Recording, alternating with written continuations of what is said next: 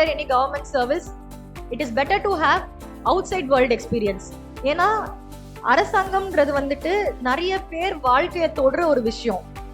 ஒரு நாள் we will walk a path there, முள்ளும் கல்லும் இல்லாம பூவா இருக்கும், எல்லாருமே ஒரே மாதிரி ஈஸியா நடக்கிற ஒரு பாதை இருக்கும். அதுக்கு ஒவ்வொருத்தவங்களும் நடக்கணும் அந்த பாதையில. ஒன்லி ஒன் ஆன்லைன் போர்ட்டல், நீங்க 164 காலேஜஸ்க்கு அப்ளை பண்ணலாம். கவர்மெண்ட் அஃபிலியேட்டட் கவர்மெண்ட் காலேஜஸ்க்கு ஒரே போர்ட்டல்ல ஒரே பேமெண்ட்ல நீங்க அப்ளை பண்ணலாம்.